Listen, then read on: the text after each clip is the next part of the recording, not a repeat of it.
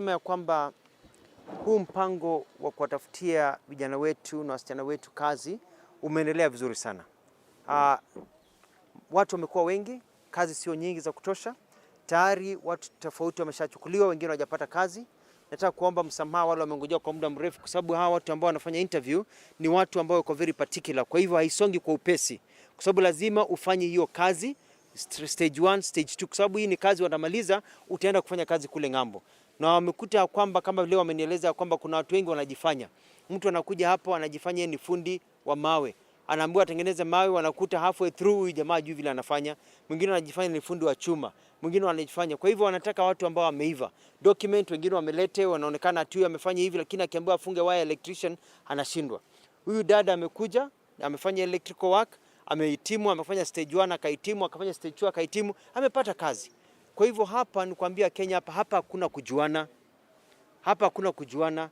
Haijalishi wewe ni nani, mtoto wa tajiri, mtoto wa maskini, unakuja hapo unajaribu bahati yako, unapata.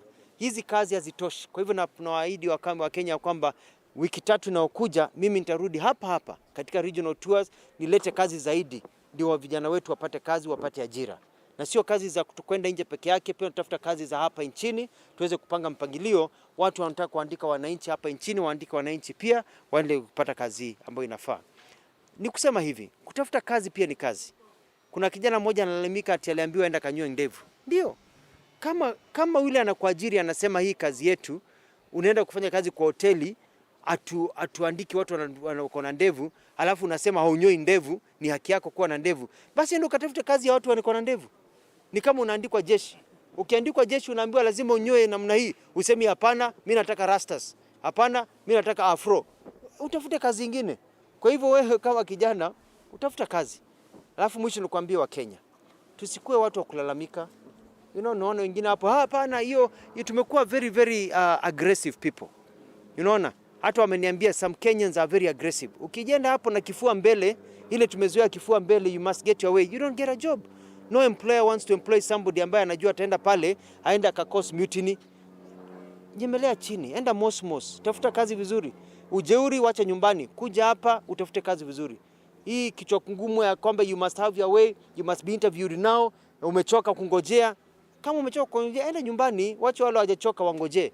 Mimi kazi yangu ni kuharakisha, nimaanishe umepata haki yako, lakini hutaki kichwa ngumu. Kama uko na kichwa ngumu, usiharibie wengine. Enda ukae nyumbani, wacha wale na kichwa ngumu wanatafuta kazi, wapate haki yao, wasaidie wazazi wao na wajisaidie wenyewe na wasaidie pia ndugu na dada zao wengine. Kuna wale ambao wanahofia usalama hasa katika bara la Asia. Kazi Saudi Arabia, Qatar. Hakuja kuwa na shida ya usalama mahali popote. Hizi ni kazi tofauti. Zile ulikuwa unasikia kule Saudi kuna shida tofauti, ilikuwa ile house help. Ukienda Saudi utakuta watu wachache wanafanya kwa hoteli, wengine ni madereva, wengine wanafanya kwa ICT, hujasikia shida yote. Kwa hivyo usiingilie kuna kipengele cha shida fulani ukachukulia kwamba eneo lote lina shida kabisa. Kwa hivyo tusiogope kazi. Important that this has shown that for our country to be able to move forward, that technical training is critical. That the world today wants technical trainers.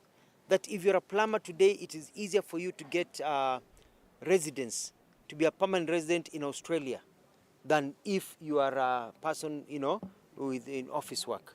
So it's very important.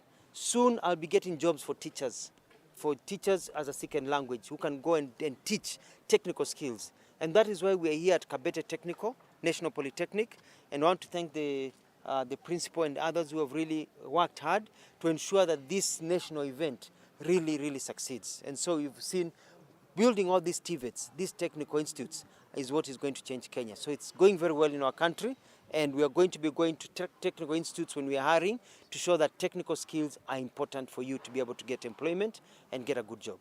Asanteni.